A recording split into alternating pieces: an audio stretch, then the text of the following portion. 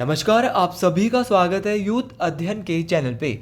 एक बार फिर से मैं आप सभी के बीच एस्पिरेट नवंबर के लिए करंट अफेयर का पार्ट 5 लेके आ चुका हूँ। देखिए, पार्ट 5 में मैंने इंपॉर्टेंट क्वेश्चन को कवर किया है। पहला जो क्वेश्चन है कि 21 जून 2024 के लिए अंतर्राष्ट्रीय योग दिवस की थीम क्या थी। देखिए, जो 21 जून 2024 को अंतर्राष्ट्रीय योग दिवस मनाया जाता है, इसकी जो थीम क्या थी, बहुत इंपॉर्टेंट है। क्वेश्चन ये भी आ सकता है कि 21 जून को क्या मनाया जाता है। तो 21 जून को अंतर्राष्ट्रीय योग दिवस मनाया जाता है और इस साल जो इसकी थीम थी ये थी yoga for self and society. तो yoga for self and society जो है वो 21 जून 2024 को जो योग दिवस मनाया जाता है, अंतर्राष्ट्रीय योग दिवस जो मनाया जाता है, इसकी थीम थी yoga for self and society. अगले क्वेश्चन की बात करते हैं। हर एक क्वेश्चन बहुत इंपॉर्टेंट है। अगर आप भी अपना टेट क्लियर करना चाहते हो और अभी भी हमारे पास से स्मार्ट नोट्स है, उन नोट्स के जरिए आप जो अपना टेट क्लियर कर सकते हो। ये हमारा कॉन्टैक्ट नंबर है, इस नंबर पे आप जल्दी से जल्दी जुड़ सकते हैं और हमसे जो है वो हैंड रिटन नोट्स को अवेल कर सकते हैं। 7876145409। अगला क्वेश्चन है कि 320 सुब्रतो कप, जो 63 नंबर का जो सुब्रतो कप था, पहले तो आपको पता होना चाहिए कि जो ये सुब्रतो कप होता है ये किस खेल से संबंधित है। तो ये फुटबॉल टूर्नामेंट है। तो 63वां जो सुब्रतो अंतर्राष्ट्रीय फुटबॉल टूर्नामेंट है, इसका आयोजन जो है वो कहाँ पे किया गया। तो इसका जो आयोजन किया गया था वो न्यू दिल्ली में। कहाँ पे किया गया था? न्यू दिल्ली में जो है वो 63वें सुब्रतो अंतर्राष्ट्रीय फुटबॉल टूर्नामेंट का आयोजन किया गया था। इस बात को आपने याद रखना है, मोस्ट इंपॉर्टेंट ये बात। अगले क्वेश्चन की मैं यहाँ से बात करता हूँ कि दूसरे अंतर्राष्ट्रीय बौद्ध मीडिया सम्मेलन 2024 का आयोजन कहाँ किया गया है। देखिए, जो दूसरा अंतर्राष्ट्रीय बौद्ध मीडिया सम्मेलन 2024 में जो हुआ है, पहले तो आपको क्वेश्चन ये आएगा कि दूसरा अंतर्राष्ट्रीय बौद्ध मीडिया सम्मेलन कब हुआ। तो ये 2024 में हुआ और कहाँ पे आयोजन हुआ, तो ये भी न्यू दिल्ली में हुआ। तो आपको दोनों बातें याद रखनी है कि न्यू दिल्ली में ही 63वां अंतर्राष्ट्रीय फुटबॉल सुब्रतो कप हुआ था, जो कि 63 नंबर का इस बार सेशन हुआ था, सीजन हुआ था। और अगर मैं बात करता हूँ इस बार अंतर्राष्ट्रीय जो बौद्ध मीडिया सम्मेलन 2024 हुआ था, ये भी न्यू दिल्ली में हुआ था। अगले क्वेश्चन की यहाँ से बात की जाए, भारत ने पेरिस ओलंपिक 2024 की पदक तालिका में कौन सा स्थान हासिल किया। ये बहुत बहुत इंपॉर्टेंट क्वेश्चन है कि जो पेरिस ओलंपिक 2024 जो हुआ था, पेरिस जो है वो फ्रांस की कैपिटल है और यहाँ पर जो पेरिस ओलंपिक होता है, इसमें जो भारत का जो अंक तालिका में, पदक तालिका में जो स्थान था वो 18वां नंबर था। इस बात को आपने याद रखना है। अगर मैं टॉप 3 कंट्रीज़ की बात करता हूँ, टॉप 3 में कौन सी कंट्रीज थी, तो चाइना जो है वो नंबर 1 पे थी, दूसरे पे यूनाइटेड किंगडम थी, फिर अमेरिका थी। तो ये तीनों आपको याद रखना है, पहले में चाइना, दूसरे में यूनाइटेड किंगडम और फिर अमेरिका। अगले क्वेश्चन की बात की जाए यहाँ पे, तो पेरिस पैरा ओलंपिक में जो है वो भारत ने 18वां नंबर लिया था। इस बात को आपने याद रखना है, मोस्ट इंपॉर्टेंट है। और अगर ओलंपिक की बात की जाए तो ओलंपिक में भारत बहुत पीछे चला गया।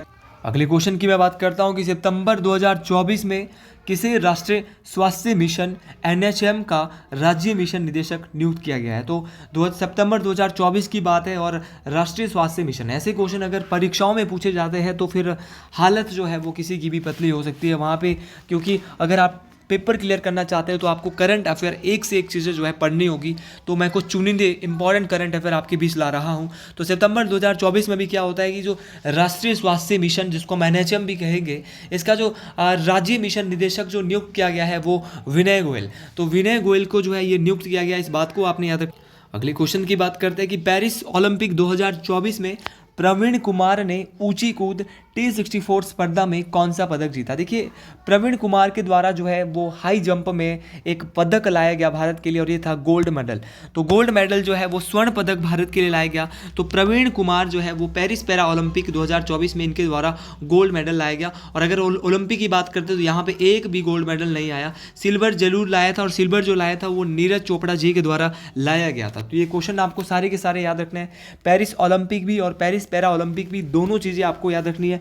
यहाँ से भी क्वेश्चन परीक्षाओं में बन सकते हैं। अगला क्वेश्चन है कि 5 अक्टूबर को जो यहाँ पे टीचर्स डे मनाया जाता है, जो वर्ल्ड टीचर डे था, तो थीम ऑफ टीचर डे 2024 जो थी वो थी शिक्षकों की आवाज़ को महत्व देना और शिक्षा के लिए एक नए सामाजिक अनुबंधन की ओर जाना। तो याद रखना, शिक्षकों की आवाज़ जो है उसको महत्व देना यहाँ पे थीम था और शिक्षा के लिए एक नए सामाजिक अनुबंध की ओर जाना जो है वो शिक्षक, जो विश्व शिक्षक दिवस था 5 अक्टूबर को जिसको मनाया गया, इसकी थीम थी। इस बात को आपने याद रखना है। अगले क्वेश्चन की बात कर, अगला क्वेश्चन यहाँ पे है, मोस्ट इंपॉर्टेंट क्वेश्चन है। क्वेश्चन यहाँ पे बोल रहा है कि वर्ष 2024 में किस देश को न्यू डेवलपमेंट बैंक, देखिए एनडीबी कहाँ का बैंक है बता चुका हूँ अपने वीडियोज़ में। National development new development bank जो है, तो न्यू डेवलपमेंट बैंक जो है जो ब्रिक्स देश है उनका एक बैंक है, जिसकी स्थापना जो है वो कब हुई थी, 2014 में इस बैंक को स्थापना हुई थी एनडीबी की। और एनडीबी का एक नया देश अभी बन चुका है न्यू डेवलपमेंट बैंक का।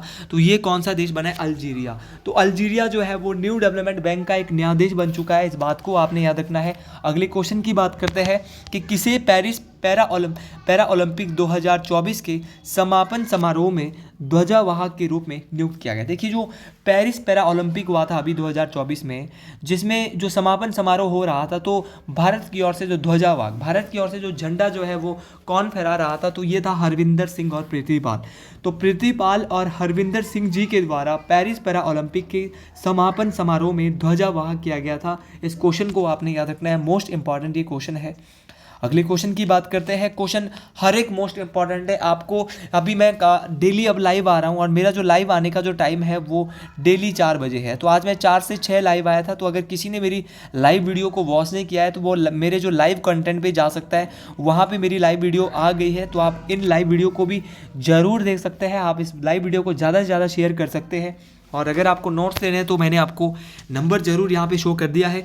भारत और किस देश के बीच समुद्री द्विपक्षीय अभ्यास सिम्बैक्स, देखिए भारत और ऐसा कौन सा देश है जिसके बीच द्विपक्षीय अभ्यास चल रहा है, 31वां संस्करण चल रहा है, 31 नंबर का सेशन चल रहा है। ये कहाँ पे आयोजित हुआ था, तो सिंगापुर। तो सिंगापुर में जो है आयोजित हुआ था भारत और ये सिम्बैक्स था। सिम्बैक्स जो अभ्यास है वो कौन से देश के साथ हुआ है आपको पता होना चाहिए। तो सिंगापुर देश के साथ जो है भी अभ्यास अभी हुआ था।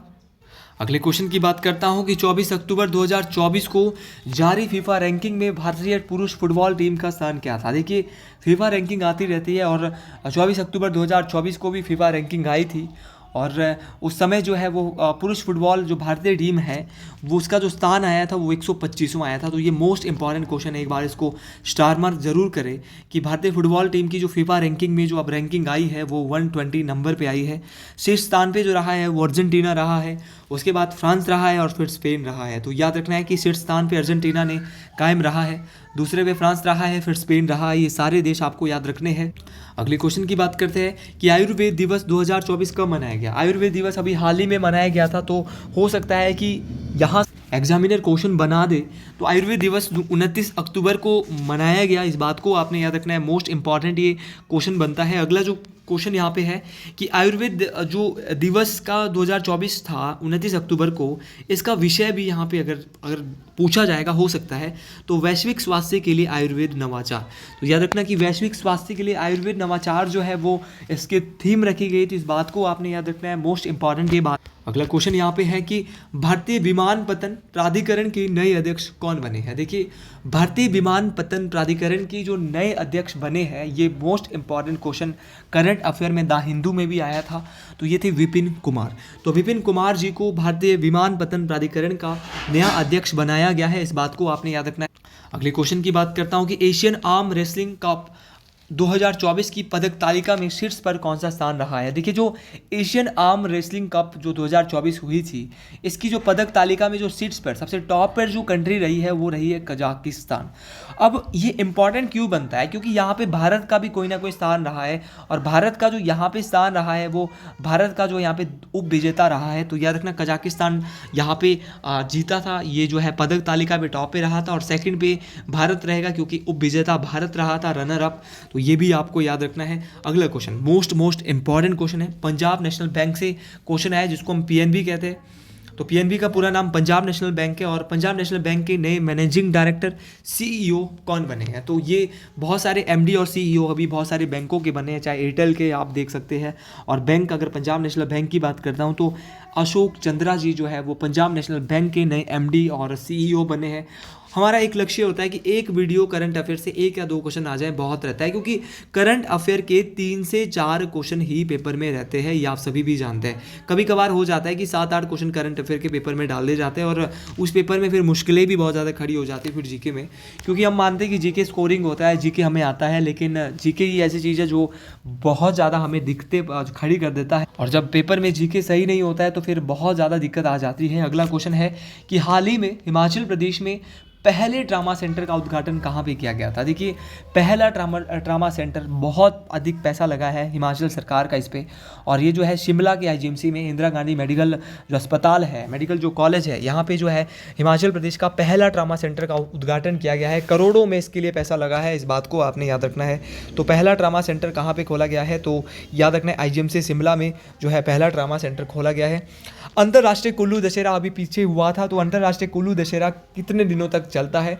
तो अगर अंतर्राष्ट्रीय कुल्लू दशहरे की बात करें तो कुल्लू के राजा जगत सिंह के द्वारा इसको शुरू करवाया गया था, और 7 दिनों तक जो है अंतर्राष्ट्रीय कुल्लू दशहरा चलता है। यहाँ से ये क्वेश्चन बन सकता है, तो आप इस क्वेश्चन को भी याद रखें। अगला क्वेश्चन यहाँ पे देखते हैं। क्वेश्चन बहुत सारे ही बहुत इंपॉर्टेंट है कि हिमाचल प्रदेश सरकार के किस विभाग को वर्ष 2024 में सिविल सेवा पुरस्कार से प्रदान किया गया है? देखिए, हिमाचल प्रदेश सरकार की बात हो रही है और सरकार की डिपार्टमेंट की बात हो रही है। ऐसा कौन सा डिपार्टमेंट है, ऐसा कौन सा विभाग है जिसको 2024 में सिविल सेवा पुरस्कार प्रदान किया गया है? तो ये है department of digital technology and governance. तो जो ये विभाग है, तो ये विभाग है डिजिटल जो प्रौद्योगिकी का जो विभाग है, इसको जो है वो 2024 में सिविल सेवा पुरस्कार जो है वो प्रदान किया गया है। इस बात को आपने याद रखना है, मोस्ट इंपॉर्टेंट ये क्वेश्चन बन जाता है। तो याद रखना है, department of digital technology and governance को जो है वो हिमाचल प्रदेश सरकार के द्वारा जो है वो सिविल सेवा पुरस्कार दिया गया है।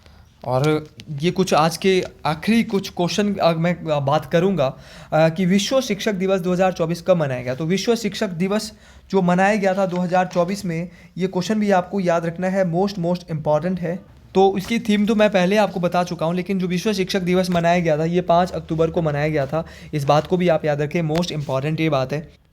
अगले क्वेश्चन की बात करते हैं कि राष्ट्रीय शिक्षक पुरस्कार 2024 के लिए चयनित सरिता देवी हिमाचल प्रदेश में किस जिले से संबंध रखती है? देखिए, क्वेश्चन बहुत इंपॉर्टेंट है, और पहली महिला मैं इनको कहूँगा जो राष्ट्रीय शिक्षक पुरस्कार 2024 के लिए जो चयनित हुई है, सरिता देवी जी, हिमाचल प्रदेश के किस जिले से संबंध रखती है? तो सरिता देवी जी को मिलने वाला है नेशनल टीचर्स जो अवार्ड है 2024, इससे चयनित हुई है सरिता देवी। और सरिता देवी जो है वो बिलासपुर ज़िले से है। बिलासपुर ज़िले की सरिता देवी को ये बहुत बड़ा पुरस्कार मिला है, तो बड़ा नाम है इनका भी। और बिलासपुर में जो विधानसभा की सीटें हैं वो 4 है, इस बात को आपने याद रखना है। बहुत सारे क्वेश्चन हम जब जीके की सीरीज़ लाते हैं तो वहाँ पे पढ़ते हैं। देखो, करंट अफेयर में मैं भी बाकियों की तरह ही 1 लाइनर क्वेश्चन यहाँ पे करवाता हूँ, क्योंकि करंट अफेयर के बहुत सारे क्वेश्चन फिर कवर हो जाते हैं। और अगर आप डिटेल से बात करें बाकी क्वेश्चन की, क्योंकि करंट अफेयर होती है नई चीज़ें, यहाँ पे क्या बनाना है, यहाँ पे तो सिर्फ इतना ही बना सकते हैं कि शिक्षक पुरस्कार 2024 में सरिता देवी को मिला है। तो ज़्यादा क्वेश्चन अगर करंट के कवर करने हैं तो मेरी एक अप्रोच रहती है कि करंट में ज़्यादा डिटेल से ना करवाया जाए। अगले क्वेश्चन की बात करते हैं कि 18वीं लोकसभा के लिए हिमाचल प्रदेश में कुल कितना प्रतिशत मतदान रहा था? लोकसभा के चुनाव अभी हुए हैं और लगातार तीसरी बार भारत के प्रधानमंत्री, यशस्वी प्रधानमंत्री माननीय नरेंद्र मोदी जी को प्रधानमंत्री तीसरी बार बनाया गया है। और 18वीं जो लोकसभा अभी हुई थी, इसके जो लोकसभा अध्यक्ष बने हैं, ये भी टेट परीक्षाओं में आ सकता है, तो ये ओम बिरला जी को बनाया गया है। इसमें जो हिमाचल प्रदेश की अगर बात की जाए, हिमाचल में लोकसभा की 4 सीटें हैं, बका दिया है ये बात बोल के। तो हिमाचल प्रदेश में जो कुल कितना जो वोटिंग जो परसेंटेज रहा है, कितना मतदान रहा है, तो 72% जो है हिमाचल प्रदेश में मतदान रहा है। इस बात को आपने याद रखना है। तो कुल कितना मतदान हिमाचल में लोकसभा का रहा है, तो ये 72%। इस बात को भी आप याद रखेंगे, मोस्ट इंपॉर्टेंट ये बात है। अगले क्वेश्चन की बात करते हैं कि हिमाचल प्रदेश में महिला उम्मीदवारों की संख्या कितनी? 2 हो गया, यहाँ पे 3 है। तो हिमाचल प्रदेश विधानसभा में वर्तमान में महिला उम्मीदवारों की संख्या कितनी? तो 3 महिलाएं है। देखो, देहरा से हमारे कमलेश ठाकुर जी है, माननीय विधायक कमलेश ठाकुर जी, और हमारे पछाद से रीना कश्यप जी, माननीय विधायक है वो भी। और हमारे लाहौल स्पीति से कौन है? तो इस बात को आपने बताना है कमेंट बॉक्स में कि लाहौल स्पीति के विधायक कौन है। बहुत बार मैं आपको बता चुका हूं कि अनुराधा जी को जो है वो लाहौल स्पीति से विधायक बनाया गया है। तो बहुत इंपॉर्टेंट सारी चीज़। और अगला क्वेश्चन यहाँ पे है कि हिमाचल प्रदेश में दुनिया का सबसे ऊंचा मतदान केंद्र ताशीगंग। तो दुनिया का सबसे ऊंचा मतदान केंद्र ताशीगंग है। यहाँ पे जो लोकसभा जो 18वीं लोकसभा हुई थी, चुनाव हुए थे, यहाँ पे सबसे ज़्यादा वोटिंग यहाँ पे अगर देखने को मिली है तो कितने प्रतिशत? तो देखो, इतनी ऊंचाई पे भी 79% जो है वो वोटिंग देखने को मिली है। तो काश ये क्वेश्चन परीक्षा में आ जाए और आप लोगों का क्वेश्चन ये सही हो जाए, मैं यही यहाँ पे मनोकामना करता हूँ अपने महादेव से। अगला क्वेश्चन है कि किसके शासनकाल में मंडी नगर में भूतनाथ मंदिर और बाहुबली में बटहली में त्रिलोकीनाथ मंदिर का निर्माण हुआ था। तो देखिए बटहुली और बटुहली में त्रिलोकीनाथ मंदिर का निर्माण हुआ और मंडी नगर में भूतनाथ मंदिर बना था। तो याद रखना, जो मंडी शहर था यहाँ पे भूतनाथ मंदिर बनाया गया था, तो ये बनाया गया था बटुहली में त्रिलोकीनाथ मंदिर का बनाया था। तो ये सारे के सारे मंदिर अजबर सेन के द्वारा बनाए गए थे। अजबर सेन वही जिन्होंने मंडी शहर की भी स्थापना की थी। और अजबर सेन का बहुत बड़ा नाम यहाँ पे, अगर मंडी रियासत की मैं बात करता हूँ तो मंडी शहर की स्थापना अजबर सेन के द्वारा की गई थी। मोस्ट इंपॉर्टेंट इनका नाम है। अगले क्वेश्चन की बात करते हैं, हाल ही में 54वां राज्य दिवस कहाँ मनाया गया? तो हाल ही में जो 54वां राज्य दिवस जो मनाया गया था वो धर्मपुर में, कहाँ पे मनाया गया? धर्मपुर में जो है वो 54वां राज्य दिवस जो है वो मनाया गया था। इस बात को आपने याद रखना है। और करंट अफेयर से मैं इतना ही कहूँगा कि इन चीज़ों को ना आपको बहुत ही एक एक चीज़ों को लिख लेना है अपनी कॉपी में या फिर सुन लेना है। करंट अफेयर को अगर समाचारों की तरह सुना भी जाए तो भी ये काम आता है। और अगर आपको वीडियो अच्छी लगी है तो कमेंट बॉक्स में ज़रूर लिखेंगे हर हर महादेव। और इस वीडियो को अधिक से अधिक लोगों तक, आप ज़्यादा से ज़्यादा लोगों तक शेयर करें, क्योंकि वीडियो थोड़ी छोटी ज़रूर बनी है, लेकिन अगर आपको नोट्स लेने हैं तो इस नंबर पे आप जल्दी से जल्दी कांटेक्ट कर लें। और अगर किसी ने ये वीडियो पूरी देखी है तो उसको दूंगा मैं 20% ऑफ। आपको देना होगा एक कोड। इस कोड का नाम है YA+23। तो यहाँ से मैं इतना बताना चाहता हूँ, हिमाचल के वर्तमान जो स्वास्थ्य मंत्री है वो धनीराम शांडिल है। लेकिन अगर केंद्रीय मंत्रिमंडल की बात करें तो केंद्रीय मंत्रिमंडल में वर्तमान में जो भारत के स्वास्थ्य मंत्री है वो हिमाचल से ही है। इनका नाम है JP नड्डा। और JP नड्डा जो है गुजरात से राज्यसभा के सदस्य है। इनको जो है वो स्वास्थ्य मंत्री केंद्रीय मंत्रिमंडल में जगह मिली है। तो आज के लिए इतना ही, मिलते हैं अगली वीडियो में। हर हर महादेव, जय हिमाचल, जय माँ भगयाणी, जय शंभू, हर हर महादेव।